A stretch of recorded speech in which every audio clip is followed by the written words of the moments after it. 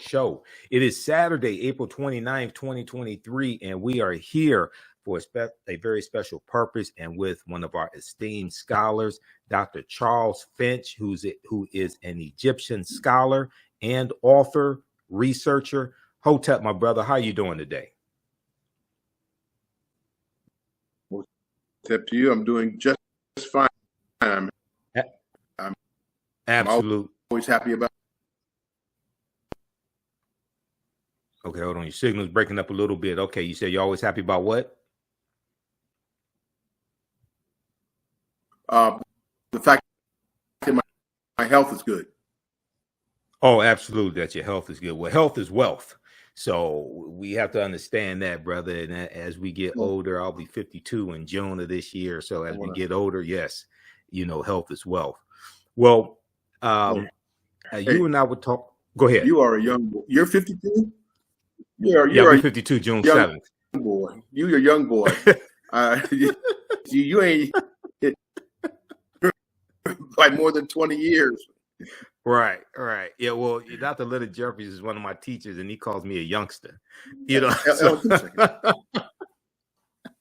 I said, Dr. J, I'm 51. He said, you're a youngster. Okay. So for those that don't know, Dr. Charles Finch and I, we were talking on Facebook, and we'll let him go ahead and we'll let him get straight on that side. But Netflix, Jada Pinkett Smith through Netflix has a new documentary series called African Queens. The first installment that was released dealt with Queen Nzinga of Matamba, which is modern day Angola. And we talked to one of my teachers, Professor James Small, about that because he was one of the consultants on that project. The second installment in the series deals with Queen Cleopatra VII of Egypt. And the trailer has been released recently. Now, the actual installment airs May 10th. So all people have seen is a 2-minute trailer, but the trailer has been receiving a lot of backlash from some of those in Egypt, descendants of Arabs, about the depiction of Queen Cleopatra VII. So they have African American actress Adele James portraying Cleopatra, and recently the director for this installment, Tina Garavi, wrote an article for Variety.com, and I'll pull up the article here in just a minute. And she asked the question, "What bothers you so much about a Black Cleopatra?" So, Dr. Charles Finch, I know you were commenting on this on Facebook and commenting about the complexion of what Cleopatra would have looked like, etc. So I wanted you to weigh in on this conversation. And last week when we interviewed Tony Browder, my friend and your friend Tony Browder, author of Nile Valley Contributions to Civilization, Browder mentioned your name the number of times in that interview. So I said, well, we got to have Dr. Charles Finch on the show as well. So go ahead and give us your take on this whole controversy, and then I know you want to bring in the historical context as well. Yeah.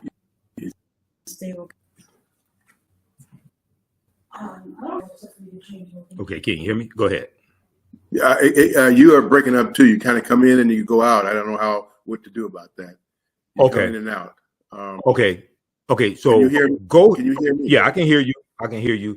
Go ahead and tell people, what is your perspective on this debate on Cleopatra, and share with us the historical information you wanted to share to put this in a historical context as well. There is no debate. There is none. Cleopatra was descended from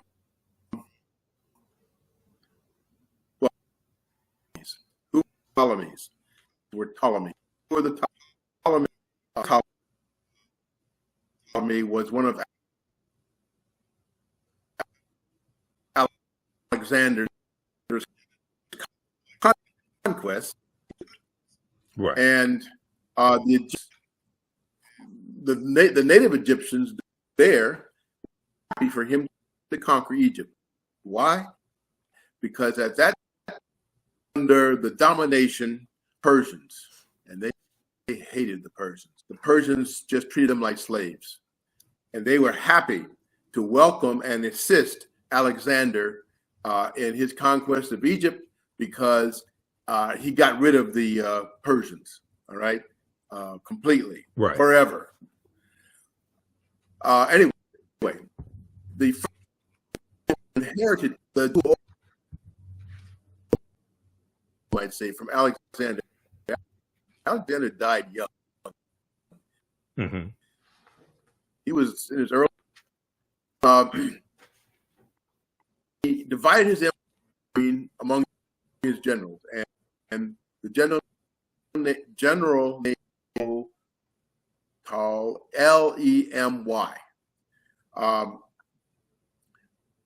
He inherited he took over Egypt, and for the next 300 years, and his descendants,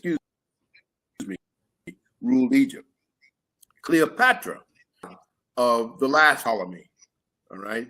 Now, what happened was he was extremely dynamic and intelligent, and had her own, I don't know if you want to call it ambitions, or at least her own ideas about how Egypt should be ruled. Why was that an issue? Because strictly speaking, it was supposed to descend to a male. But her brother, at the time that Ptolemy died, passed on, was like 9 years old. Right. Anything else. And so Cleopatra, who was older, she was like 17 or 18, wasn't very older herself, ruling Egypt. And little by little, really assumed all of the power that entailed. Now, by that time, Egypt was under the control. Well, let me see. Yeah, the Ptolemy coming under the control more and more of the Romans. Okay, and this is where the drama of Cleopatra has made such an impact, because those Romans included who? Caesar and Mark Antony. Julius Caesar and Mark Antony. Right. Both of them. Caesar just fell total spell when he conquered Egypt. All right. And not only was he willing to share power with her in Egypt. Oh my goodness. There are those who think that the assassination of Julius Caesar was at least in part motivated by his relationship with Cleopatra, because it looked like, for all intents and purposes, he was going to make Cleopatra empress of Rome. Okay. It looked like he was going to make Cleopatra empress of Rome. Okay. All right. And while we try to get his connection, reestablished here and increase the signal strength. Some of you all saw me on Roland Martin Unfiltered. Some of you all saw the broadcast that I did Sunday night on the African History Network show, where we dealt with this topic. This is one of the articles we talked about. Queen Cleopatra, director speaks out. What bothers you so much about a Black Cleopatra? This is from Variety.com. This is written by Tina Garavi, who is the director of this installment of African Queens. Okay. We've got Joya watching us, and a number of people watching us. Now, let me give you some background information on Dr. Charles Finch. Dr. Charles Finch was, until June 30th, 2007, director of international health at the Morehouse School of Medicine. He is a 1971 graduate of Yale University. and a 1976 graduate of Jefferson Medical College. So he is a medical doctor. He completed a family medicine residency at the University of California, Irvine Medical Center in 1979. Dr. Finch joined the Department of Family Medicine at the Morehouse School of Medicine in 1982, and then the Office of International Health in 1989. Okay, eventually becoming the principal investigator of a traditional healer survey among the Sarah people of Senegal in 1991-1992. Now, Dr. Finch has conducted independent studies in African antiquities, comparative religion, anthropology, and ancient science in 1971. Since 1982, Dr. Charles Finch has published more than a dozen articles, including the African background of medical science and science and symbol in Egyptian medicine. Okay, go ahead. And so, Dr. Finch, I want you to go ahead, and you were explaining Queen Cleopatra, and you left off saying that some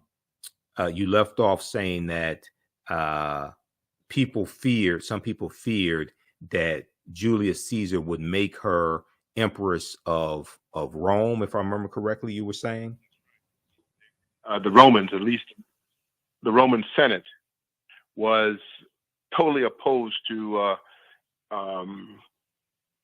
Cleopatra assuming any position of power in Rome itself. Okay. And so that was, at least in part, it is said, for the assassination of Julius Caesar.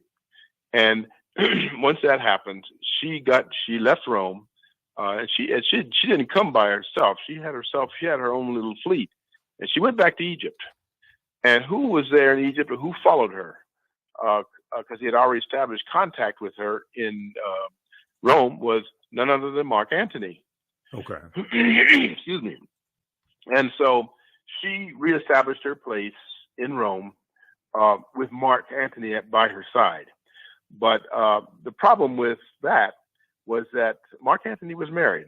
He was married to a Roman woman. I think the woman he married was actually related to Augustus Caesar. Now, Augustus Caesar was the nephew of Julius Caesar, and so already there was a potential source of conflict between Augustus Caesar and Mark Antony. Okay. Now, what exacerbated that was Mark Antony's infatuation with Cleopatra. It is said that all Cleopatra had to do was look in your eyes of a man to captivate him. And she was not old. She was like in her late teens, early 20s. Right. And these men, Mark Antony and Julius Caesar, were each one of them old enough to be her father. They were in their 40s, 50s even. So, but that was Cleopatra. She had this aura, this lure, and she was ambitious to the nth degree, in the sense that she wanted to reestablish the independence of Egypt insofar as was possible with her at the head of state. And she did everything. And part of her, and not part of her technique, was what I want to say, her strategy for doing that was to, shall we say, enrapture Julius Caesar on the one hand and Mark Antony on the other. And each one of them fell into her, like I said, fell under her spell, you might say, right, one by one.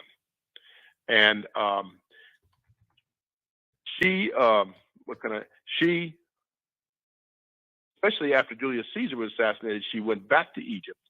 And I don't know whether Mark Antony actually followed her or was with her or was in Egypt. No, I think he followed her, or maybe was even with her when she went back to Egypt to reestablish her reign and her rule. But the problem for her design, shall we say, her ambition was none other than Augustus Caesar, who was Julius Caesar's nephew. Okay. And Augustus in Latin means great. All right. Right. Greater, powerful. And he got that. He gave himself that name. In fact, our month August is named after him. Right. Augustus Caesar. Right.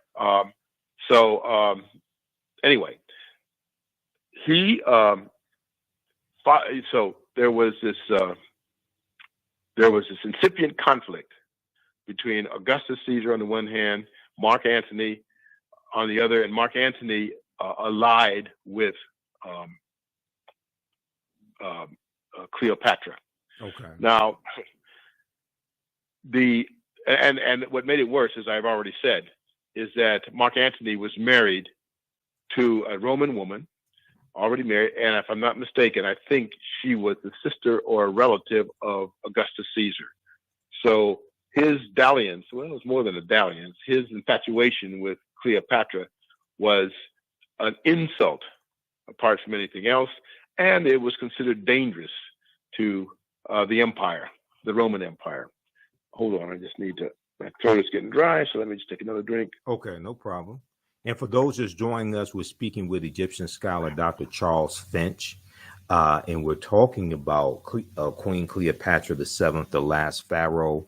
And there's been a lot of conversation about Queen Cleopatra and her ethnicity, or what today people may call race, or being mixed race, however you want to frame it, because of the documentary series from Jada Pinkett Smith, the installment that comes out May 10th dealing with Queen Cleopatra, and African-American actress Adele James is portraying Queen Cleopatra. You know, we talked about this on the African History Network show this past Sunday.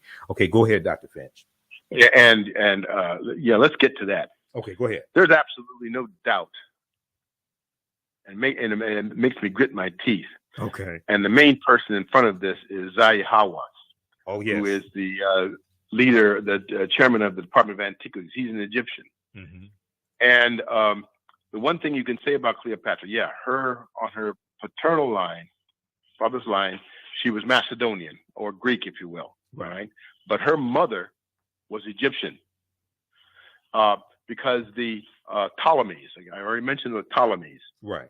And the Ptolemies who were given Egypt, you might say, after Alexander died. And so there was a line of about 12 Ptolemies, something like that. And Cleopatra was in that line, mm-hmm. Through her father.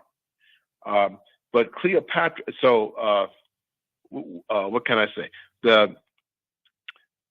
So the Ptolemies ruled for about 300 years after Alexander died. And the last Ptolemy would be Cleopatra herself. And she was just taking shall we say, the bull by the horns, if we could say that. Right. And she established herself as ruler over Egypt. In fact, she was ruthless. She got rid of her brother. Mm-hmm. Yeah. Took a minute, took a while, but she got rid of him. She could not tolerate anybody or anything that would stand in her way of absolute rule. And she had absolutely no qualms about seducing Caesar on the one hand, Mark Antony on the other. And for her, it was simplicity itself. She was a fascinating woman, fascinating. She had I don't know what else to say it. Fascinating, and she had the means to fascinate the men around her. Right. But let's get back to her ethnicity, and we'll continue. As I say, she was half Egyptian. What I mean, her mother was Egyptian. Her father was Macedonian. Now, as I say, there are Egyptians today who, like Zahi Hawass, yes, who is the director of the Department of Antiquities, who absolutely and totally, angrily reject any idea that Cleopatra was mixed race, because that's what it means, to say that her mother was Egyptian. The Egyptians, the native Egyptians, were basically descended from Africans. Mm-hmm.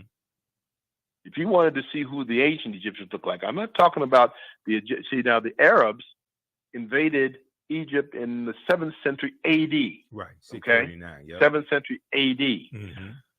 Now, Zahi Hawass is trying to say that the ancestors of the Arabs were the rulers of Egypt. Right. No. Right. Absolutely not. Right. That is just an egregious lie. Okay. Now the history of ancient Egypt, of dynastic Egypt. Let's not say ancient Egypt. Dynastic Egypt goes back to 4000 BC. Mm-hmm. And why was Egypt called the two lands? That was one of their own names for themselves, because Egypt at one time had been, Upper Egypt was was southern Egypt. Lower Egypt was northern Egypt. Okay, and that's the reason why they called Egypt the two lands. They were united by the man who became the first identifiable pharaoh by the name of Menes. Right, and he united the two lands into the country that we historically came to know as Kemet, or Egypt. But that isn't when Egypt actually started. Okay. The ancient Egyptians, I'm not going to say what the ancient Egyptians said about their own country. Now, you can either take it or leave it alone. But this is what they said. They said their history went back to 55,000 BC. Wow. 50,000 years prior to the historical period. Now, you can accept or reject that. But that's what they said about their own country. Nonetheless, there's a book by Robert Bauval and Graham Hancock. Oh, yeah, I have the book. I don't want to stop what I'm saying to go get it. Okay. But the book is about the Sphinx. Now, what does the Sphinx have to do with any of this? Mm-hmm. Here on my cat. Yeah. The Sphinx sits in I don't want to call it a ditch, but a excavation. All right. Okay. It's excavation. And first of all, let me say this about the Sphinx, and then we'll keep going. Okay. The Sphinx nose that you see, if you went there today, Egypt, the nose has been blown off. Who blew the nose off? Napoleon. Okay. Why? Because it was, and I'm going to use this word with quotation marks. It was a fully Negroid nose. Mm-hmm. Couldn't tolerate it. He actually blew it off. And the nose that they blew off is sitting in the Louvre Museum in Paris today. The nose that they blew off. Okay. Now, yes. Now let me ask a question. Now, so in Nile Valley Contributions to Civilization by Tony Browder, he cites sketches he talks about how the nose was deteriorating over maybe hundreds of years or something like that. So say it again. Got distracted for just a second. Repeat what you just said. Yeah. In Nile Valley Contributions to Civilization, Tony Browder talks about how he cites sketches of the Sphinx, and he talks about how the nose was deteriorating over time. Now, was it deteriorating? Was the nose deteriorating prior to Napoleon shooting the nose, or was the nose totally intact, not deteriorating, and it was Napoleon who solely destroyed the nose? Do you know? I think that's that is a more accurate depiction of what actually happened. Which one? I think the nose, because if you go and see that, like I said, they didn't lose or get rid of the nose. The nose, you could actually, I don't think they show it, but it's sitting there in the Paris Museum, undisturbed. Okay. And unaffected. So, and like I said, why? He couldn't tolerate the idea that this was, again, a Negro. And I have to use that word so you know exactly what I mean. So there's no ambiguity of what I'm talking about when we're talking about the Sphinx. Okay. Now, wait a minute. I haven't even gotten to the best part. Okay. Okay. Hancock and Bauval actually started studying, they dug out, I won't call it a ditch, an excavation down about almost 6 feet, where they actually constructed the Sphinx in front of the second pyramid of Giza. Okay. But if you look at it, the way Hancock and Bobal did it, you see levels of clay going down from the top, from the surface of the ground, all the way down to the base of where the Sphinx sits, and you can see different levels of soil. I say clay, but soil and clay. And Hancock and Bobal says those you can date those levels. Okay, you can date those levels all the way down to the basic, to the to the foundation, all the way down to the base of the Sphinx. You know how far they go back? How far? 10,000 years. Wow. Okay. I mean, so yeah, 10,000 years. So if the Sphinx is that old, because they had to excavate around the Sphinx, not around. They had to excavate to actually construct the Sphinx in the way that they did, and that went 10,000 years. That's the reason why my new book is going to be called Nile Valley Civilization: A 10,000-Year History, because to have built the Sphinx, something like the Sphinx, would require a civilization equal to the task. Okay, something like this. Even if you just see pictures of the Sphinx, you know exactly the truth of that. Right. So the Sphinx. So I mean, what has been happening is just that Egyptologists. It was a French linguist by the name of Champollion, who went to Egypt and was the first European anyway to decipher the so-called hieroglyphics, the hieroglyphic language of the Egyptians, and launched Egyptology as a discipline. Right. And what would happen is that when they could read now the literature and the inscriptions in the Egyptian language, the inscriptions that were carved out of the walls, the papyri they could find, the clay tablets, they began to realize that this was a fantastic, fabulous civilization, which even up by 1820 had not been exceeded or excelled. Now the Greeks, people talk about the Greeks. I don't have any problem with the Greeks because the Greeks recognized the primacy of ancient Egypt and said so. Right. Especially Herodotus. Right. Herodotus says, "Don't tell me about what he was a Greek now. He himself was a Greek. He said, don't tell me about what the Greeks did.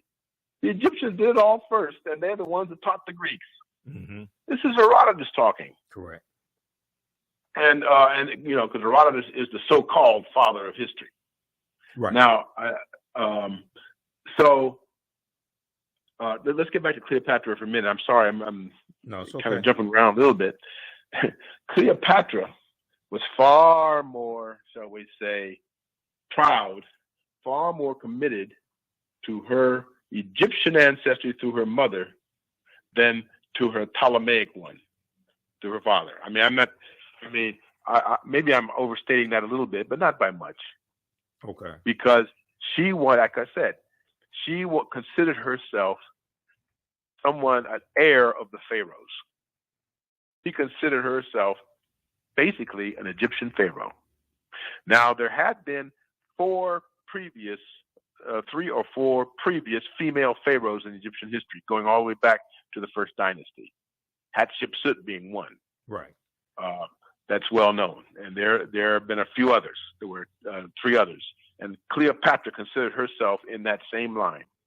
She didn't consider herself a mere queen.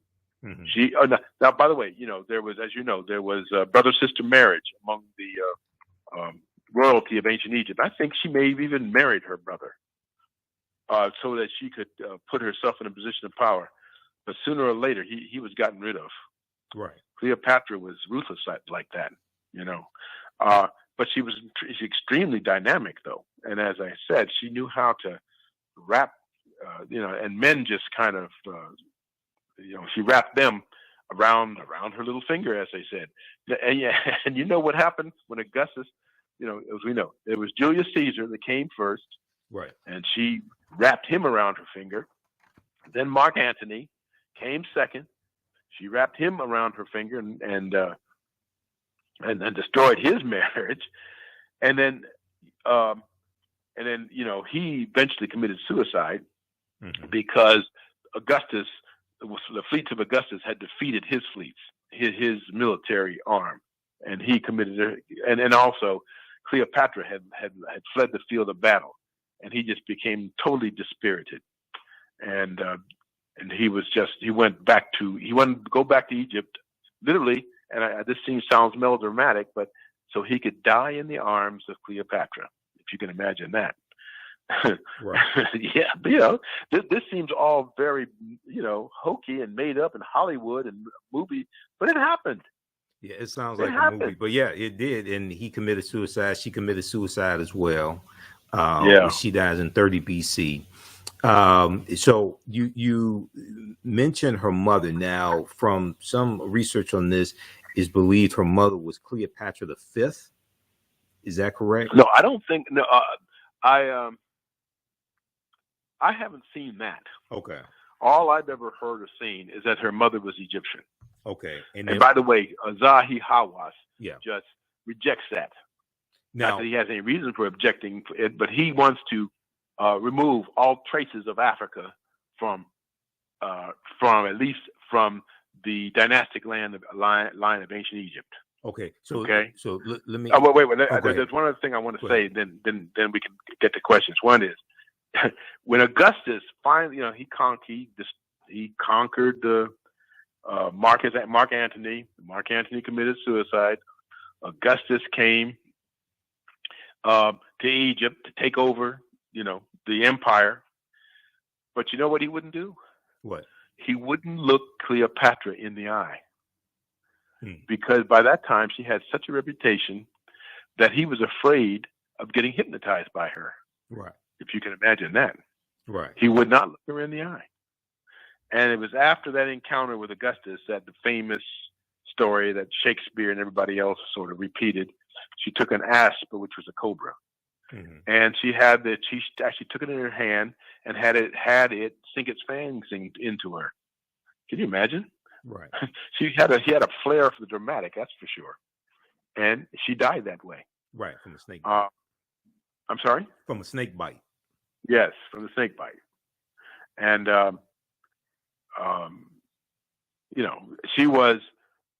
she's probably, a lot of people consider her the most fascinating woman in history.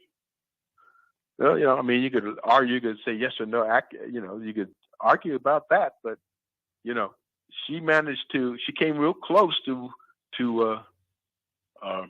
ruling Rome and the Roman Empire. Right. Through the two men that she just completely entranced. Julius Caesar on the one hand, Mark Antony on the other. And Augustus said, no, if I go back, Augustus came and took over the empire and defeated Mark Antony, and he committed suicide and all this. And Augustus knew better. When he finally confronted Cleopatra, he would not look her in the eye. Right. So he was afraid that she was going to mesmerize him, hypnotize him. Absolutely.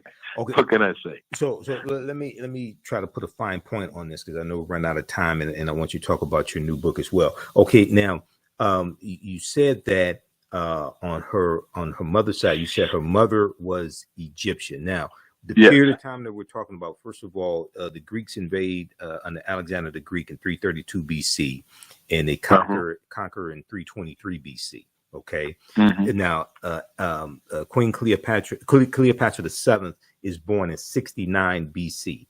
Now, this is about 700 years before the Arab invasion that starts in 639 AD. Now, when you say that her mother was Egyptian, what at this point in time in 69 BC, after the you had the Persians invading, you had the Persians who already invaded, you had the Greeks who have invaded, and the Greeks have been there for a few hundred years. When we say Egyptian in 69 BC, black, I know what you're getting at. No, still black people. Still black people. They didn't stop being black people. Okay. So those people, those different conquerors, they came and they ruled at this. They ruled the empire or the country of Egypt. All right. Mm-hmm. But they didn't change who the people were. Okay. And in fact, each one of them would take an Egyptian wife and or concubine, shall we say? Right. But they didn't change who the people were. They remained black people right up until the time of the Arab invasion, which was, as you say, in the 7th century A.D. Right. When after that, and you already mentioned them. You're right. The Persians, mm-hmm. the Greek Macedonians, the Romans, and the Arabs finally. And the Arabs came in droves to Egypt. In droves. And what I heard historically about the Ptolemies is that they would either marry or intermix with a black Egyptian woman. Yep. Okay. The answer to that is absolutely. Yes. Absolutely true. So, as I say, there is a strong mixed race, I guess the only way I can put it, right. element in Cleopatra's history. And as I say, her mother was an Egyptian. So yeah, when that picture of her that Jada Pinkett Smith is going to use, or the actress, yes, that's right. You don't listen to Zahi Hawass. Let him foam at the mouth about the fact that a black woman is representing Cleopatra. That's his issue. Now, I've been to Egypt, I think, a dozen times, and I've interacted and spoke with Egyptians, mm-hmm. Including a year and a half ago. Not all of them take that attitude that Zahi Hawass does. Right. And especially since when so many of them, not so many of them, but a number of them have been the guides for tour guides that were led by people like Asa Hilliard mm-hmm. and others who schooled them. Said, look, taught them John Henry Clark, even Doc Ben Yochanan. And they once they were schooled, they accepted it. They weren't like, but Zahi Hawass is just, he lost his mind. Right, and he just can't take it. He for whatever reason, he cannot accept that historical reality. Right. What is it? What do you do? Nothing you can do but somebody like him. But of course, now he is the one who is in charge of Egyptian antiquities. Well, he just he I think he just resigned from that position or something. He is not in that position anymore. He's about to go on a tour in the U.S. right. starting in May of the United States. Yeah. Of America. Now, here's what I would like to see happen. I don't know if it will or not. Mm-hmm. I would like there be a large, solid contingent of black people to attend every one of his lectures and presentations in every city where he goes. Now, will that happen? I don't know. Right. And when he starts talking what he talks, then he needs to be challenged. Mm-hmm. He needs to be challenged. Yes, I know about that upcoming tour. Right. I don't know if he's coming to Atlanta or not, but he's making I think he's supposed to be here for at least 3 weeks. Yeah. If I'm not mistaken. But we'll now what'll happen. I'm going to ask my friend. You already mentioned Tony Browder. You call him Tony Browder. I call him Anthony Karakamoon Browder. As you know, he was one of the co-excavators of the temple tomb of Karakamoon, exactly, from the 25th dynasty. And so I actually gave him that name. And when I talk to him, I say Karak. Yeah, I have his book also, dealing with finding Karakamoon. I have his book as well. So yeah, let me ask you this question. So in the article from Variety.com written by Tina Garabi is the director of this installment of African Queens from executive producer Jada Pinkett Smith that deals with Cleopatra VII. And in the article, she says, what the historians can confirm is that it is more likely that Cleopatra looked like actress Adele James, African-American actress Adele James, than Elizabeth Taylor ever did. Yep. Okay. Absolutely. Okay. Absolutely. Now, and go ahead. Go ahead. Go ahead and finish. No. let's not even talk about the movie. Have you ever seen the movie Ten Commandments? Unfortunately, yes. Yes, I've seen it. I've seen it since it was first came out when I was but a lad. I've seen it about 3 times. Right. The Egyptians didn't look like anyone in that movie. Right. Charlton Heston, Yul Brynner.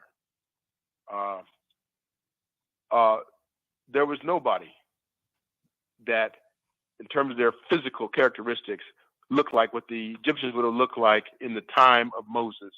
That would have been, what, 1300 BC? Mm-hmm. A little earlier. Right. There was no body in Egypt that looked like that. But, this is Hollywood. Exactly. Now, I don't know why, we don't have to get off into that too much. Right. But there's been a systematic attempt. Once they, like I said, when they began to realize just what Egypt had accomplished, there was a concerted effort to de-Africanize ancient Egypt. Yes. Still going on. Yes. Still going on. Yes. So further in the article, and there's one other quick article I want to just highlight that just came out Thursday also, and then I want you to talk about your book, and we're going to give you a website address as well. So further in the article, Tina Garabi says, so was Cleopatra black? We don't know for sure, but we can be certain she wasn't white like Elizabeth Taylor. She says, we need to have a conversation with ourselves about our colorism and the internalized white supremacy that Hollywood has indoctrinated us with. Because in the article, she talks about how Cleopatra being portrayed white somehow for some people increases her value or increases her worth. Whereas portraying her as a melanated person who has some like Black African ancestry somehow cheapens her worth, lessens her worth. Yeah, I mean, you see, I used to foam at the mouth with this kind of stuff. I used to grit my teeth and foam at the mouth and get angry and wanting to hurt people, whatnot. When you would hear stuff like that. I'm at the age now where what I do is laugh at them. Right. I laugh at these people. I laugh at the ideas. I laugh at what they're trying to say. Exactly. No. Cleopatra didn't look anything like Elizabeth Taylor. Nothing. And Moses didn't look like anything like Charlton Heston.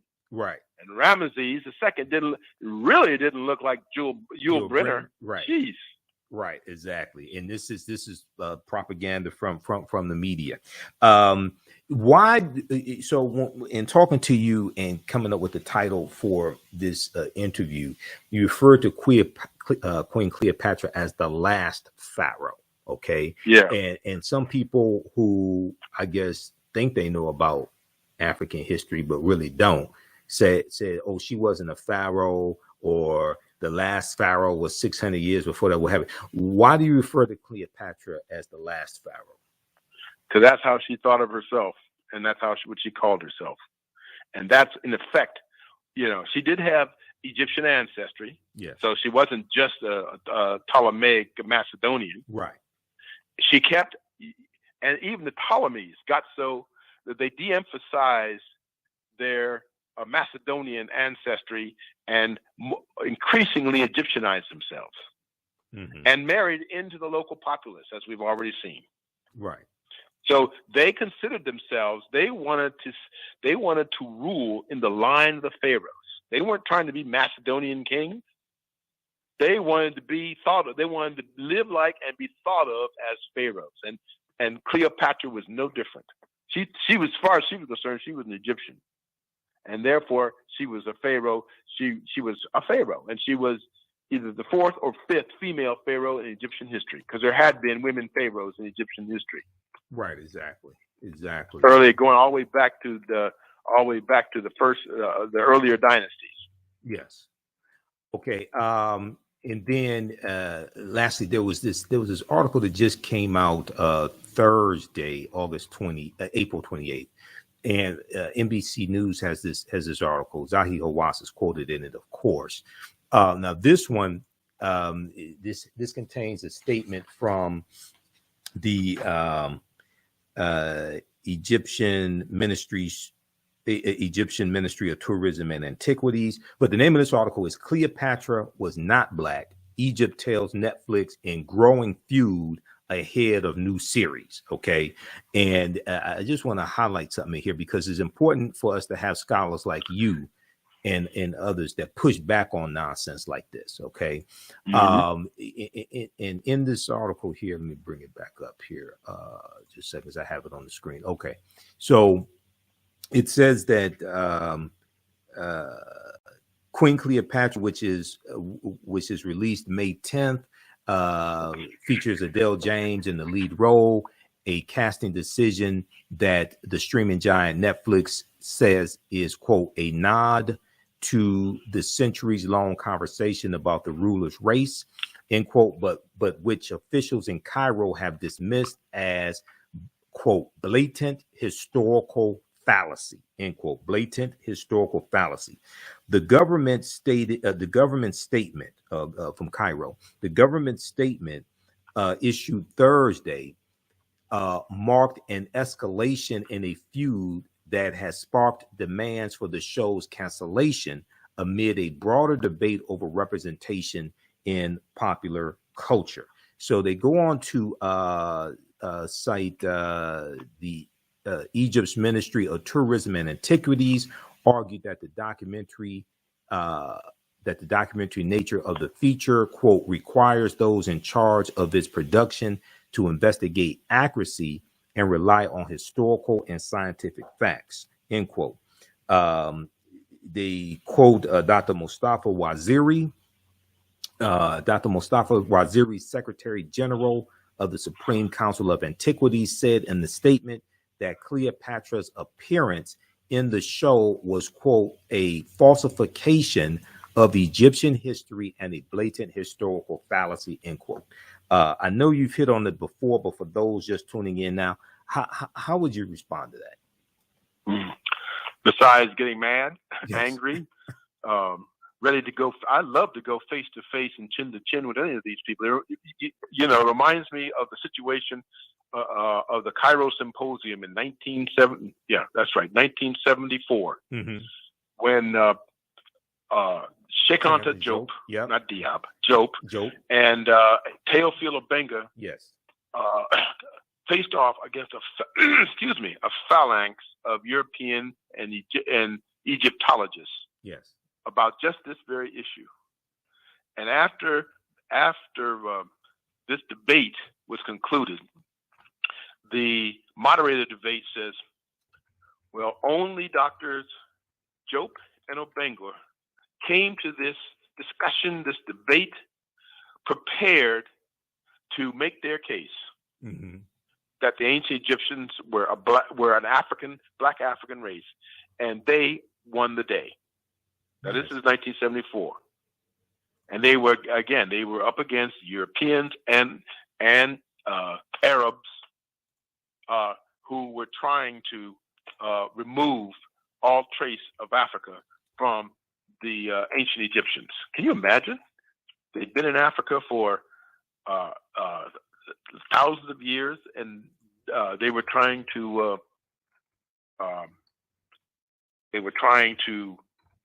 de-Africanize Egypt. Still are.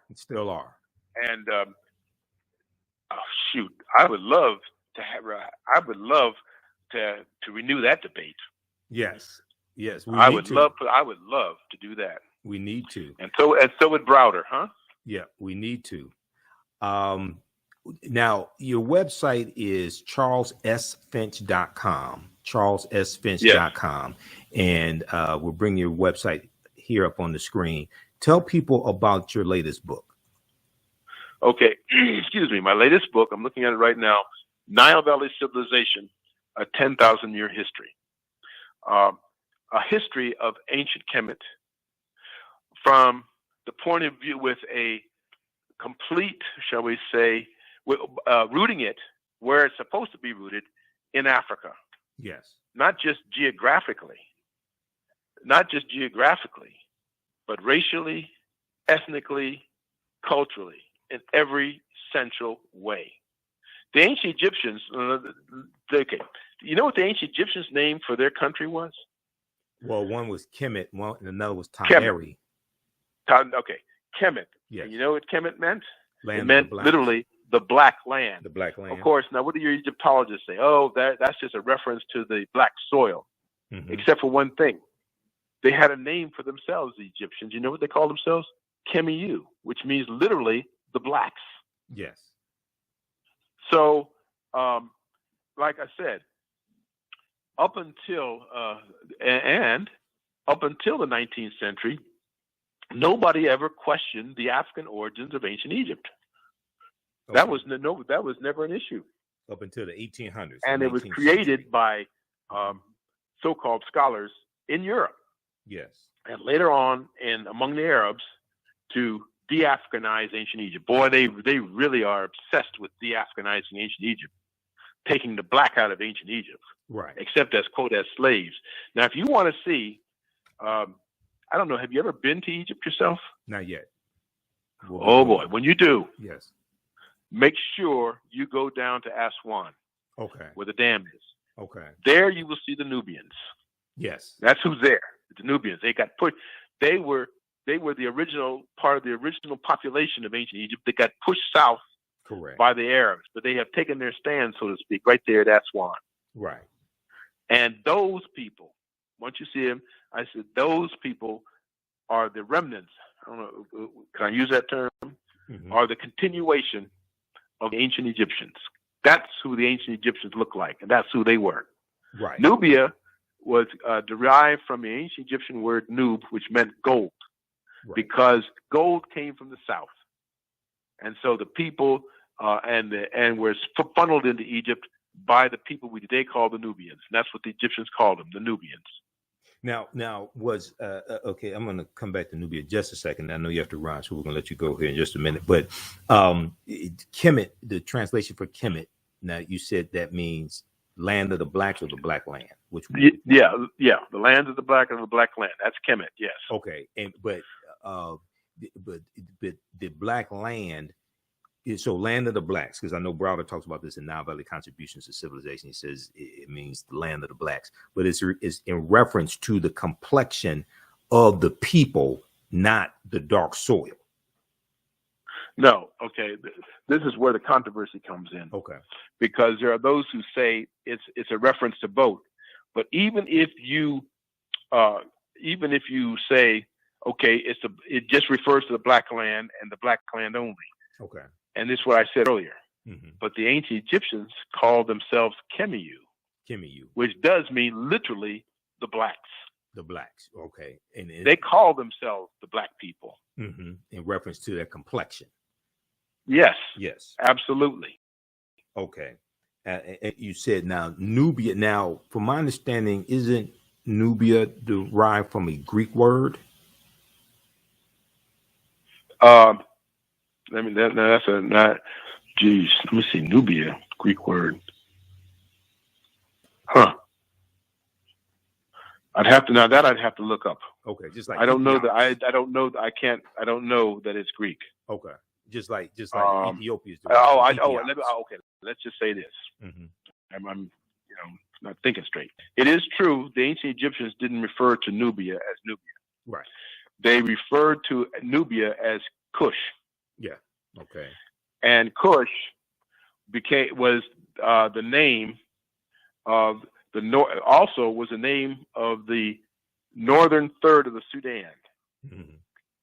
And Kush and Egypt were partnered ethnically and geographically and often politically, because even what the Egyptians say about where they came from. They said they came from Horus, and brought his followers. This is what the Egyptians say: brought his followers to Egypt from the south. Right. This is what the Egyptians say. Right. The followers of Horus came from the south. Right. And remember, south in Egyptian language was up. Mm-hmm. North was down or back. Right. Hindquarters. Now, why is that? Whereas the head was always south. So you always faced south. Right. As when you were looking toward this is opposite of the way we look at it today. And the south was always first, chief, and up. Now, why was south up and north down?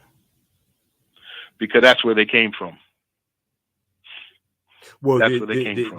But also the Nile River flows from south to north. Yeah, I'm sorry. Yeah, I'm sorry. That's the point.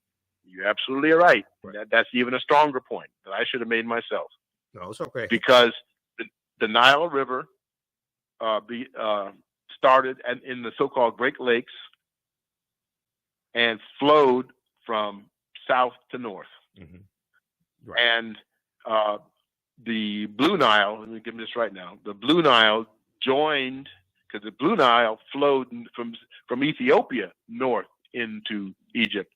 And they joined the White Nile from what is now Tanzania at Khartoum in the Sudan, and then flowed north as a single river. Okay. All right. Visit his website, Charles S. Finch, FINCH.com, CharlesSFinch.com. There's a wealth of information there. Pre-order his new book. This deals with Nile Valley civilization, a 10,000-year history, and much of what has been written about African history and culture. Much has been written about African history and culture, and yet one will comb the vast literature nearly in vain for a complete and comprehensive survey of African civilizations by a single author. The multi-volume UNESCO General History of Africa 1 is in effect an anthology, and while valuable and wide-ranging, suffers the limitations that all works of collective authorship do. Okay, so this is a fantastic new book. Tony Browder mentioned it last week when I had him on the show, and I said, well, we got to get Dr. Charles Finch on this week. So visit his website to pre-order this book now, Nile Valley Civilization, a 10,000-year history. How can people get in contact with you, Dr. Finch, if people want to bring you in to do lectures or teach classes or anything like that? How can people contact you? I'm trying to do less and less of that. I don't like traveling as much as I do anymore, but they should do it the way you did it. Okay. Email is probably the best way. Okay. And they can email you through the website. That's the way they I can prefer. Contact you through your website. They can contact you through your website also, right? Yeah, that's another way. Okay. Email or website. My email is charlessfinch@gmail.com. Charles, one word, lowercase, charlessfinch@gmail.com. All right. Well, look, brother, I know you have to run. Thanks for taking time out of your busy schedule. And we worked through the technical difficulties. First, we had you on. We finally did, yeah. Via the internet, and we could see you, but then the internet was acting up. So then he said, hey, can we do this by phone? So I said, okay, yeah, I'll call you through Skype.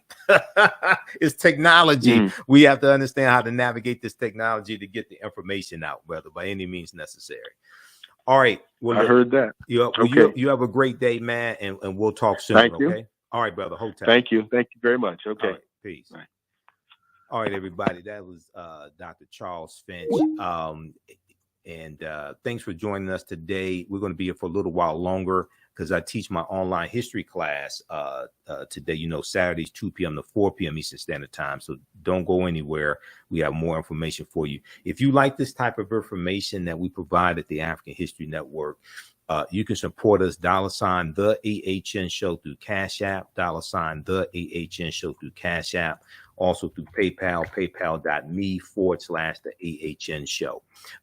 Visit our website, theafricanhistorynetwork.com, theafricanhistorynetwork.com. This helps us keep doing the research, stay on the air, keep broadcasting, finance the Sunday night show, the African History Network show that I broadcast on 9:10 a.m. Superstation WFDF. I've been broadcasting the African History Network show for 13 years. 7 years on 9:10 a.m. WFDF. So we're on Sundays, 9 p.m. to 11 p.m. Eastern Standard Time. Here's our PayPal, Cash App information right here on the homepage of our website. So if you want to support us, $10, $15, $25, $50, $100, whatever it is, it definitely helps. You can click right here for the Cash App link as well as the PayPal link. This is our official Cash App account, $ the AHN Show. And when you go to it, say Michael and show my picture there. These other ones are fake African History Network Cash App accounts. There are 5 that I have identified that have been stealing money from us, fake African History Network Cash App accounts. Our tag is, our Cash App tag is $ the AHN show, SHOW. If you type it in, make sure you type in the full tag, because these other fake ones will show up before you type in, you know, the HOW. Okay, so that's why I put it right here and put our actual link here. I've contacted Cash App. They've opened an investigation. They're slow as Heinz ketchup. And it was last year that I opened up this investigation. I'm still trying to follow up on them. On Saturdays, I teach ancient Kemet, the Moors, and the Ma'afa, understanding the transatlantic slave trade, what they didn't teach you in school. It's a 12-week online history course. We deal with thousands of years of history and what leads up to the transatlantic slave trade taking place. Okay, I do a PowerPoint presentation. We have book references, articles, video clips. So you can register for the class right now. As soon as you register, there's you'll be able to join us for the day's class, and you can go back and watch the previous classes also. Okay, so we deal with history, thousands of years of history, look at what leads up to the transatlantic slave trade taking place, and also we look at, we go through and analyze the transatlantic slave trade. We look at the 800-year occupation of Europe by the Africans known as the Moors as well. Okay, so in this class, Saturday, April 29th. Then on the class is on sale, $60, regularly $130. On Sundays, I teach Black resistance movements from the Haitian Revolution, U.S. Civil War, Civil Rights Movement, and Black Power Movement, 1800 to 1968. We go through and look at history chronologically. This class will be on Saturday, April 30th, 2 p.m. to 4 p.m. Eastern Standard Time. Okay. We have a bundle pack. You can register for both of these classes for only $100. You can use this information with the children as well. I would say the information is PG-13. So it's not overly graphic. We won't do a lot of cursing or anything like that. It's not crazy like that. Okay.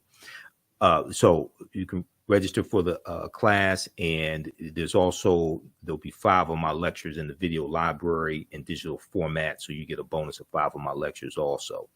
Now, it took me, I've been teaching this class on and off for 7 years, and I started teaching it back in 2017. I've studied history 31 years.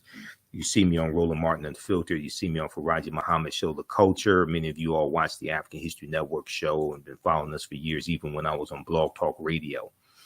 So with this class, this evolved out of a lecture that I did in January 2014 called Understanding the Transatlantic Slave Trade, what they didn't teach you in school. And that was about 7 years of research. That it was a 4.5-hour lecture. But we can't start studying our history in slavery, even with transatlantic slave trade, which is important to study. We can't start in 1619 or in the 1440s when the Portuguese get involved. In 1441 with Anton Gonzalez. We have to understand the history chronologically and deal with the 800-year occupation of Europe by the Africans known as the Moors, who enter into the Iberian Peninsula today known as Spain and Portugal in 711 AD. Now, this course not only deals with the transatlantic slave trade, but it also deals with the thousands of years of history that leads up to the transatlantic slave trade taking place. August 20th, 2019 marked the 400th year anniversary of the 20 and odd Africans who came into Point Comfort in Virginia on August 20th, 1619 on the White Lion pirate ship, in what would later be called the colony of Virginia. Now, this year of 2019 was known as the year of return, as many African Americans were reconnecting to Africa, especially West Africa, and traveling to Ghana and other West African countries. When we discuss the transatlantic slave trade, we have to first understand that African people are the original people of North, Central, and South America, and have been in the land we call the United States of America at least 51,700 years ago. Now, last week when we spoke with Tony Browder, author of Nile Valley Contributions to Civilization, and he's also the author of Egypt on the Potomac and finding Karakorum. You know, he talked about the Olmecs and Olmec culture as well. And we talked about the African origins, the African root of Olmec culture coming from ancient Kemet. We've interviewed Dr. David Imhotep numerous times, and these are actual slides from the class, by the way. I put together the whole curriculum. There's about 80 to 100 articles that we reference in this class. There's 7 books that we use as reference. You don't have to buy any of the books. We show you excerpts of the book on the screen, okay? But Dr. David Imhotep's book, The First Americans Were Africans, Documented Evidence, it came out in 2011. On page 14 of his book, he deals with a discovery made in Allendale County, South Carolina in 2004 by Dr. Albert Goodyear. Evidence of a African presence 51,700 years ago in Allendale County, South Carolina. Okay. And people are asking for my email address. You can email me right through the website. Go to theafricanhistorynetwork.com, theafricanhistorynetwork.com, and you can email me right through the website. Also, we have the website up here on the screen. And then also you can email me as well at ahnshow@theafricanhistorynetwork.com, ahnshow@theafricanhistorynetwork.com. Okay. All right. Now,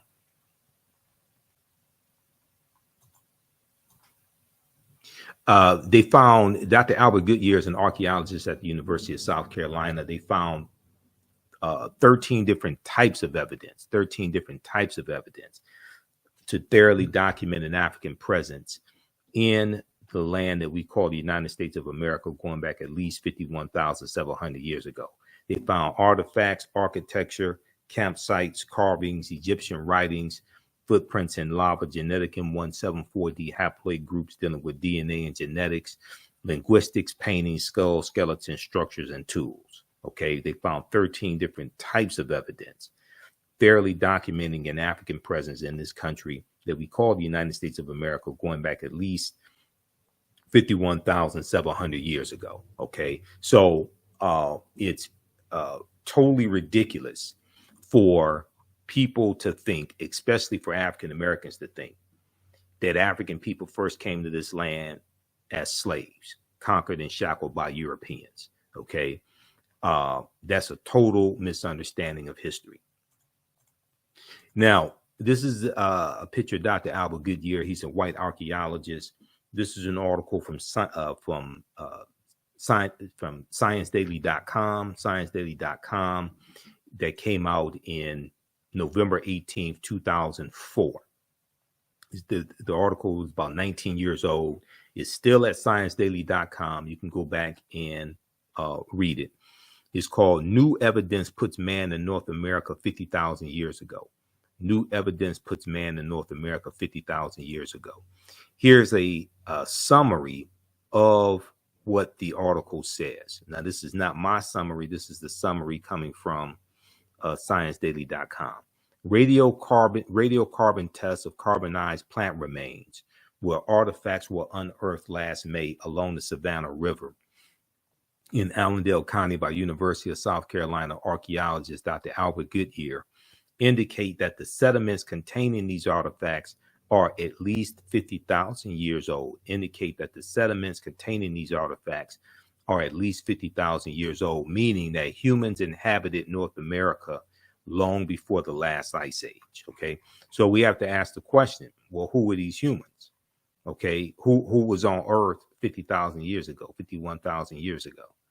Okay, these were the Khoisan. The Khoisan have the oldest DNA on the planet. They're the ancestors to the Ainu and the Twa. They go all around the world. And they were also here in the land we call the United States of America.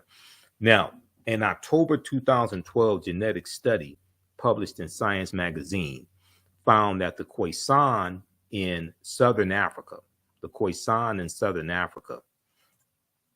are the oldest ethnic group of modern humans, with their ancestral line originating about 100,000 years ago. The Khoisan, formerly called by the derogatory term Bushmen, are genetically unique, and no other currently known population had separated so early from our common modern human ancestor, according to the report. Now, here are a couple of Khoisan women. Now, the Khoisan are the short-statured Africans, okay? The Khoisan live mainly in southern Africa in territories spanning Botswana, Namibia, Angola, Zambia, Zimbabwe, and South Africa. They are largely divided into two groups: hunters and gatherers, known as the Sans people, and keepers of the livestock, known as the Khoikhoi people. The Khoisan languages include the distinctive click sounds, that are not found in the languages of their neighbors. Okay, AtlantaBlackStar.com has a good article entitled 5 Ethnic Groups That Prove the First Humans Were Black. Okay, and some of you will have seen the interview from April 17, 2014, where I interviewed my friend Renoko Rashidi, and we were talking about Chevalier, Joseph Boulogne, and the Moors and the Black Madonnas in Europe. And we're rebroadcasting that interview as well, because the movie Chevalier is out that talks about Joseph Boulogne, who is also known as the Black Mozart. Okay, and he was born in Guadeloupe. He was half French and half African. But the interview I did, in that interview with Renoko Rashidi, he talks about articles that he was writing for AtlantaBlackStar.com. All right, now, how's everybody doing today? Give us a thumbs up, give us a heart, give us a like on this broadcast. Be sure to register for this online class. And we have the bundle pack on the homepage of our website, theafricanhistorynetwork.com, theafricanhistorynetwork.com, for the online classes. So you get both online classes and you get bonus content as well. It's only $100. It's a $300 value. Even after the course is over with, you'll still have full access. You can go back and watch the entire course, okay? Or you can watch as much as you want to. All right, so we look at different archaeological discoveries that have come out in the last 15 to 20 years. There was a big discovery that came out in 2010, found on the Greek island of Crete. And they found stone tools that date back at least 130,000 years ago. Okay, stone tools on the Greek island of Crete. Over the course of 2 summers, archaeologists say are at least 130,000 years old, which is considered strong evidence for the earliest known seafaring in the Mediterranean, and calls for rethinking the maritime capabilities of pre-human cultures. Okay, so we go through and look at discoveries like Tanis Heraklion, the lost city of Egypt. And there are at least 2 lost cities of Egypt. You have Tanis Heraklion, but you also have Dazzling Aten. And Dazzling Aten was revealed in like the last couple of years.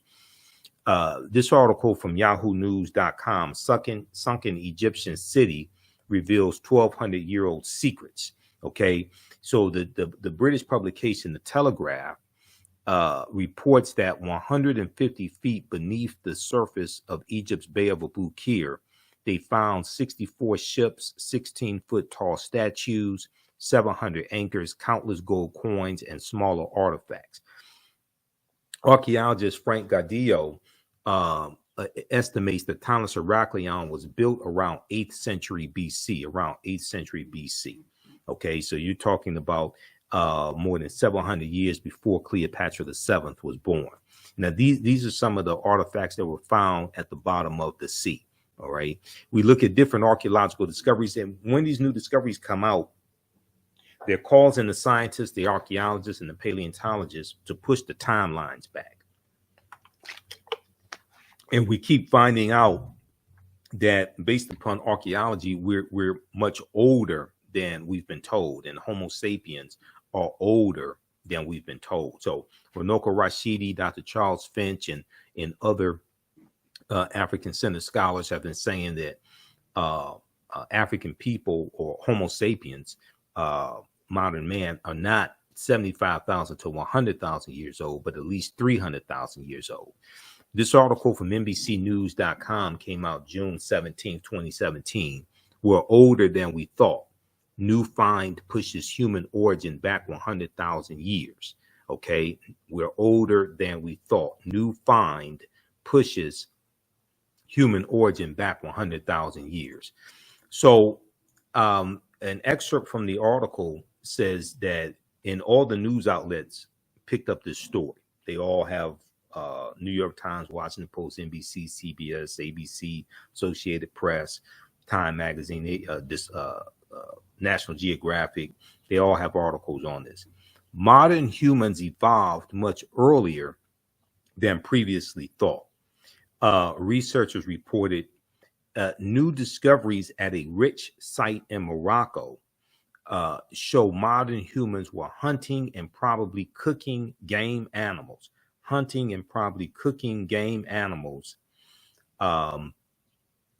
300,000 years ago, which is 100,000 years earlier than what scientists have believed up until now. 100,000 years earlier than what scientists have believed up until now. Now, new discoveries and new dating methods show that, in fact, many of the bones belong to modern Homo sapiens, and they lived as far back as 300,000 or 350,000 years ago. The earliest previous Homo sapiens bones date back 195,000 years ago, and they're from clear across the continent in modern-day Ethiopia. All right, so taken together, the findings show modern humans were dispersed across Africa long before anyone ever thought. And not only were we migrating from the Nile Valley region of Africa into Central Africa and West Africa much earlier than people thought, but we were migrating out of Africa and around the world much earlier than many people thought as well. Okay, so we go through and look at a number of archaeological discoveries. We look at the ancient African presence in Asia and in Europe, the African presence in Europe and things of this nature.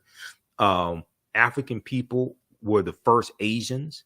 The earliest modern human Homo sapiens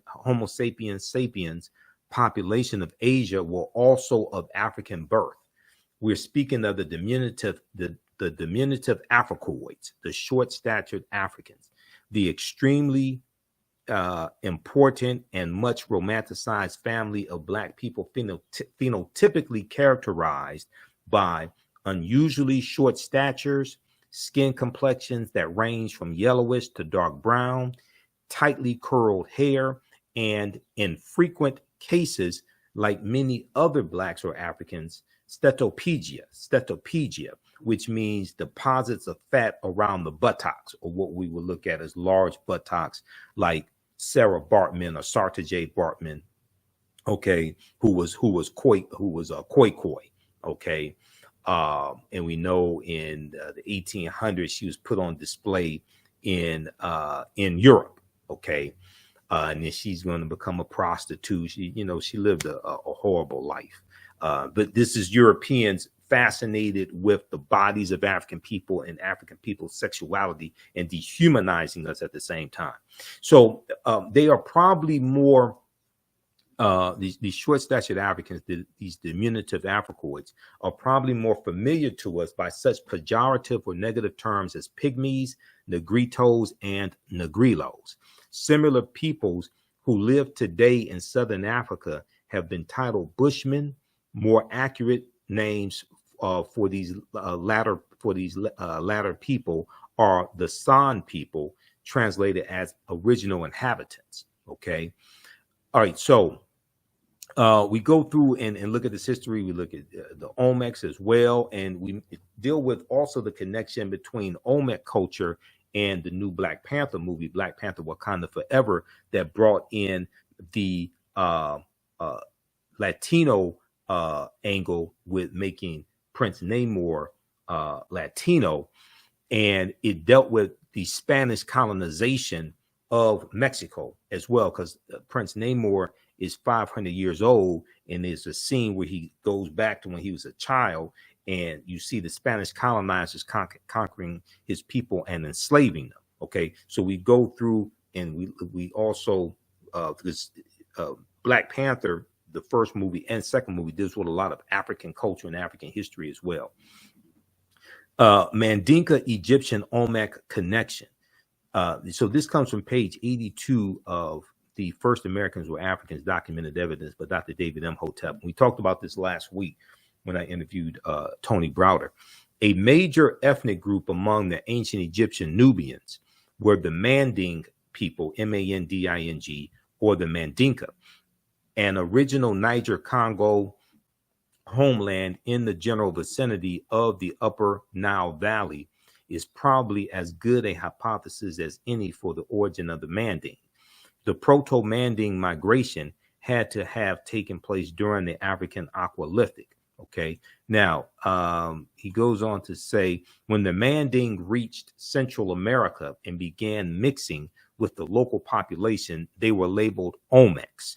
When these Africans reached Central America and began mixing with the local population, they were labeled Olmecs. The Olmecs were supposedly a mixture of the Manding or the Mandinka and American Indians or Amerins, Amerinds. Do not forget that the Manding or Mandinka make up the base of the Olmecs. So the Egyptians, the ancient Kemetic people, the Kemiyu, the Egyptians, the Manding, and the base of the Olmecs are related to each other.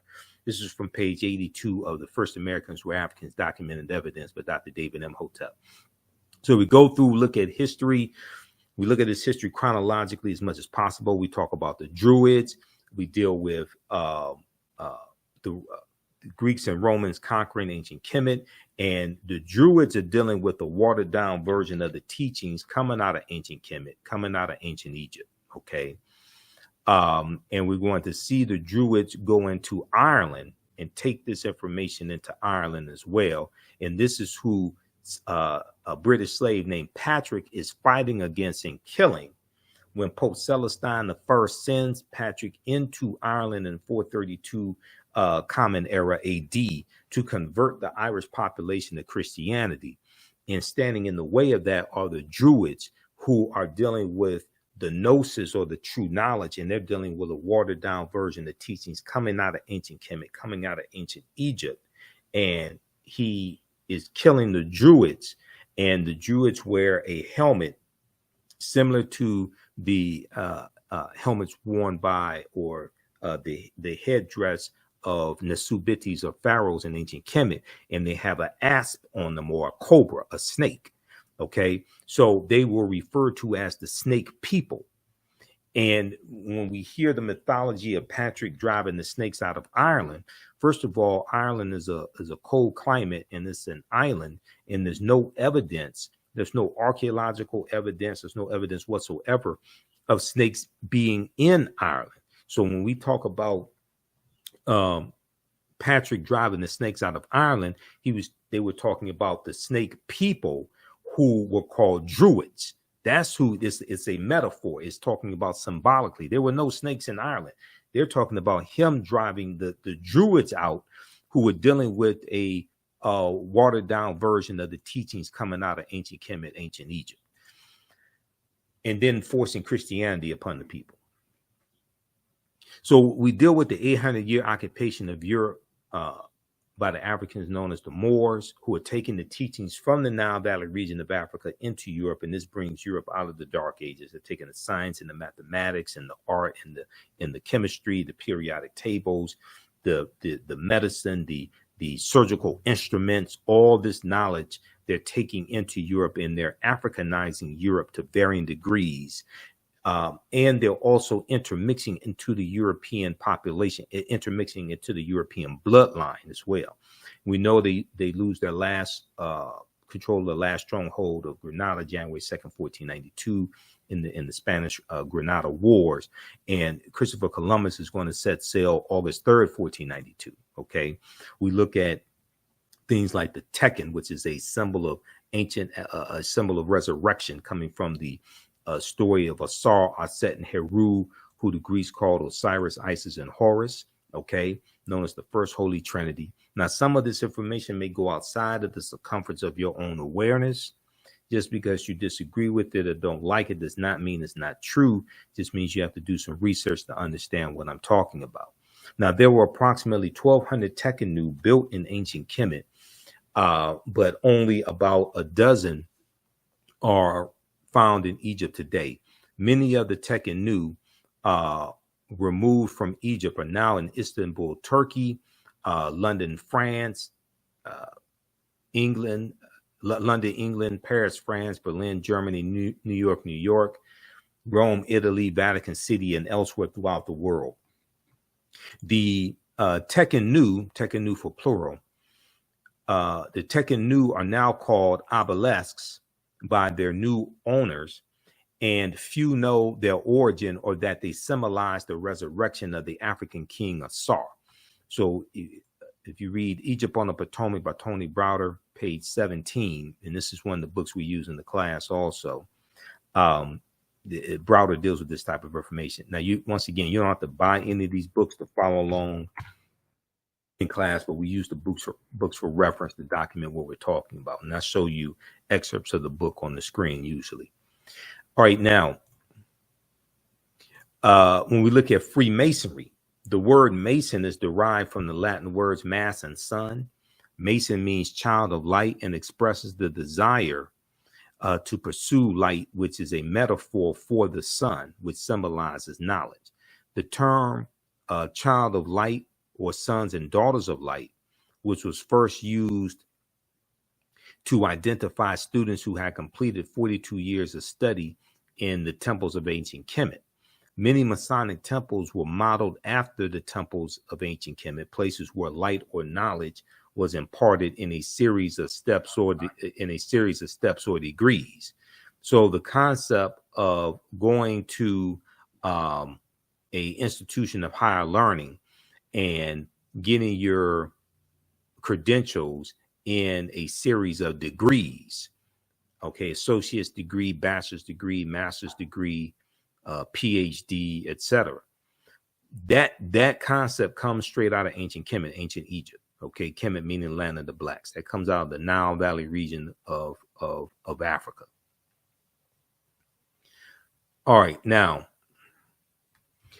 read pages 18 and 32 of Egypt on the Potomac by Tony Browder. So we go through and look at this history. We deal with the Black Madonnas and child coming from the story of Asar, Aset, and Heru being born of a virgin birth on December 25th.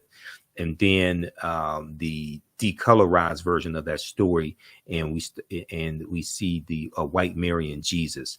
We look at different Neteru, the forces of nature, the deities in ancient Kemet as well, like Ma'at.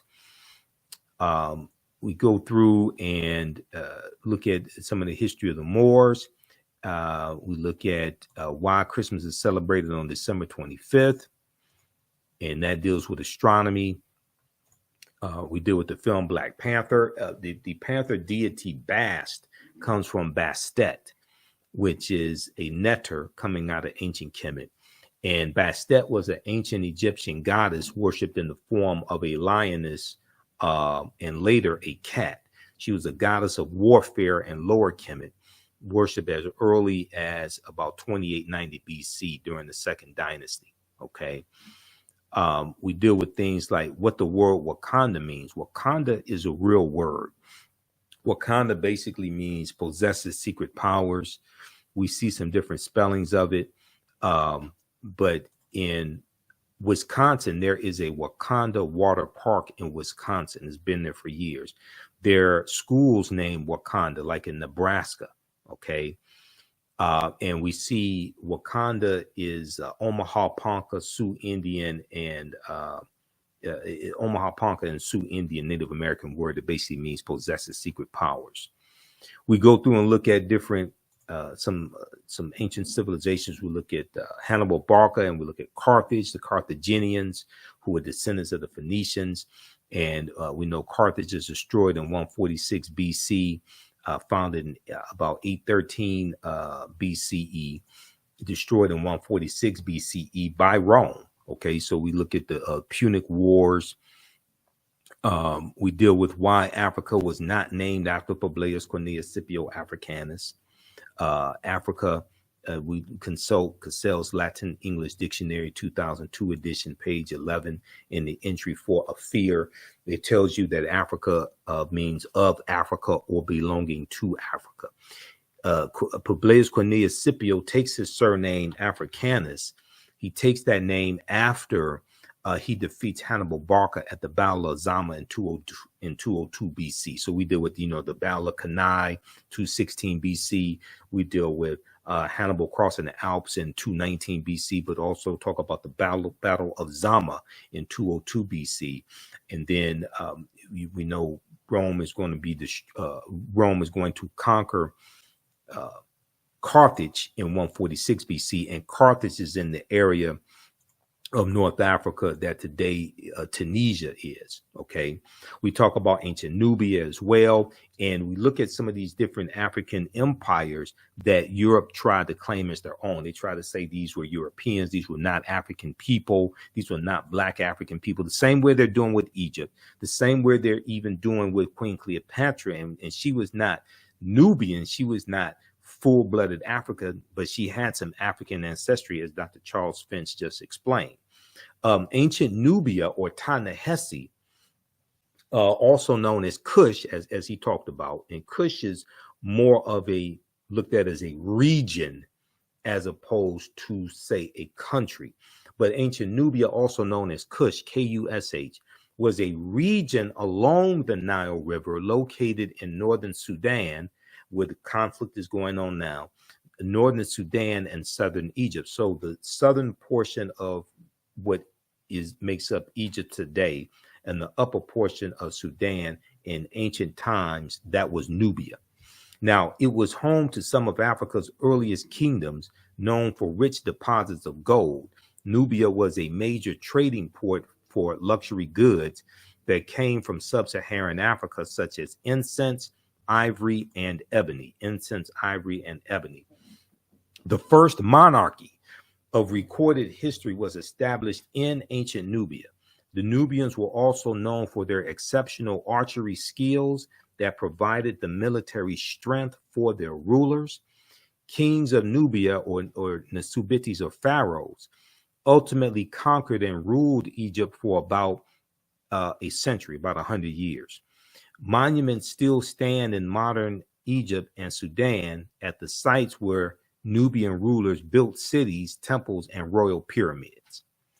Okay, so we go through and look at history like that. Then we look at the history of the Moors, going into the Iberian Peninsula, today known as Spain and Portugal. They go through from Morocco into the Iberian Peninsula, today known as Spain and Portugal. They defeat the Vandals and the Visigoths. They settle in southern Spain and refer to it as Al-Andalus, which basically means to walk in the spiritual path or walk in the spiritual light. So who were the Moors? The Moors' ancestors were known as the Garamantes, Garamantes, the Garamantes. These were a Black African people living throughout North Africa. Hannibal Barca was Garamantes, as well as St. Augustine. Now, George G.M. James, in the book Stolen Legacy, said that the Moors were the custodians of the ancient Egyptian mystery system. These teachings are going to bring Europe out of the Dark Ages. And we know that the word Moors derived from the Greek word maros, M-A-U-R-O-S, maros, which literally means black or a very dark color.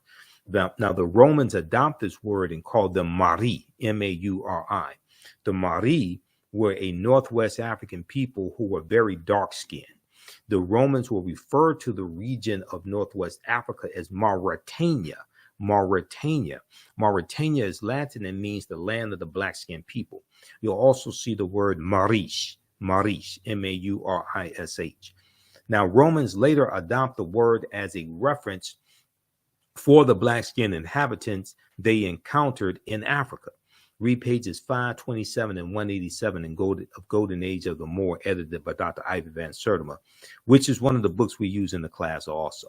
So we go through and look at this history of some of the history of the Moors in Europe, and we deal with Tariq ibn Ziyad going in 711 AD, defeating the Vandals and the Visigoths. But also we have to talk about General Tarif in July 710 AD going in with 400 foot soldiers and 100 horses, successfully carrying out a mission in southern Iberia. This was the reconnaissance mission in 710 AD, to get the lay of the land and understand what's going on, understand what they're up against. Okay, so we go through and look at some of the history of the Moors and what the Moors introduced into Europe. We talk about the decline of the history of the Moors as well, how they lost power. We look at the three great West African kingdoms of Ghana, Songhai, and Mali.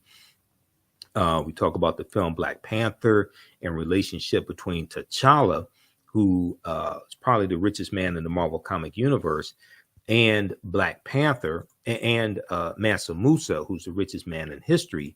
And there's an article from the History Channel, history.com, called This 14th Century African Emperor Remains the Richest Person in History, from March 19, 2018. And it deals with the relationship between Mansa Musa, who became emperor of the Mali Empire in 1312 AD, and T'Challa. Okay, and we know in the Black Panther movie, T'Challa was portrayed by Chadwick Boseman. Now, West Africa is thriving in 14th century Common Era AD, at a time when Europe is ravaged by a lack of resources and raging civil wars. Mansa Musa's rule came at a time when European nations were struggling due to raging civil wars and a lack of resources. During that period, the Mali Empire flourished thanks to ample natural resources like gold and salt. All right. Now, we also had to talk about Christopher Columbus. Columbus is crucial to the spread of slavery and laying the foundation for racism, capitalism, and the exploitation of indigenous people. Columbus never came to the land we call the United States of America. When you look at where he went on his 4 voyages, he goes into Central America, he goes into South America, he goes into the Caribbean. He never comes to the land that we call the United States of America. The closest he comes here is Cuba, which is about 90 miles away. So we look at Columbus, and then we look at the transatlantic slave trade also, okay, and go through and analyze the transatlantic slave trade. The widespread enslavement of diverse peoples for economic and political gain has played a fundamental role throughout human history in the development of nations. Ancient Greek and Roman societies operated by using slave labor, as did many European countries in the modern period. As early as the Middle Ages, Mediterranean cities were supplied with Moorish black slaves from Muslim countries in North Africa. Okay, now, African slaves were brought to the New World shortly after discovery or uncovery by the colonizer Christopher Columbus. Upon his arrival, and Africans could be found on the island of Hispaniola, site of present-day Haiti, as early as 1501. Upon his arrival in the Bahamas, Columbus himself captured 7 of the natives for their, quote unquote, for their education on his return to Spain. However, the slave trade proper only began in 1518, when the first black cargo direct from Africa landed in the West Indies. That was because of the Asiento de Negros signed by King Charles V of Spain in August of 1518. The importation of black slaves or African slaves to work in the Americas was the inspiration of the Spanish bishop Bartholomew de las Casas, whose support of black slavery was motivated by humanitarian concerns. Now, de las Casas travels on voyages with Christopher Columbus, and he writes, keeps a diary, he writes books about this, and I read 2 of his books in college, okay, Tears of the Indians, I think one of them was, but de las Casas writes about the atrocities inflicted on the indigenous population there. Okay, and he's going to insist on, he's going to suggest that Africans be enslaved, and to a lesser extent, white people also, early on. Now, de las Casas argued that the enslavement of Africans and even some whites, proving that in the early period, slavery did not operate according to exclusive racial demarcations. He argued that they needed to stop enslaving the native population because this would save the indigenous American Indian populations, which were not only dying out but engaging in large-scale resistance as they opposed their excessively harsh conditions. As a result, King Charles V of Spain agreed to what's known as the Asiento de Negros,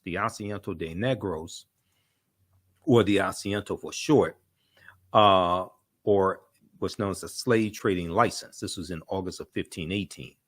This would later represent the most coveted prize in European wars, as it gave to those who possessed it a monopoly in slave trading. So it was a license for slave trading companies, and it was a license for them to provide Spanish colonies with African slaves. So we go through and look at history like this, and we look at this history chronologically. Okay, so you can register for this 12-week online class, Ancient Kemet, the Moors, and the Ma'afa, Understanding the Transatlantic Slave Trade, what they didn't teach you in school. You can use this information with your children as well. We understand that African history and culture gives us our foundation, it gives us our values, our interests, and our principles, and it influences our economic empowerment, it influences our self-esteem, our self-development, and self-worth as well. There are also studies that show how teaching our children African history improves their performance in school, it improves their academic work also. So this class is on sale $60, regularly $130. We teach Saturdays, 2 p.m. to 4 p.m. Eastern Standard Time. We're going to teach this class today, so you can register now, join us in class. And we teach this at our online school, the African History Network online school. On Sundays, Black resistance movements from the Haitian Revolution, U.S. Civil War, Civil Rights Movement, and Black Power Movement. Same structure for that class, same price.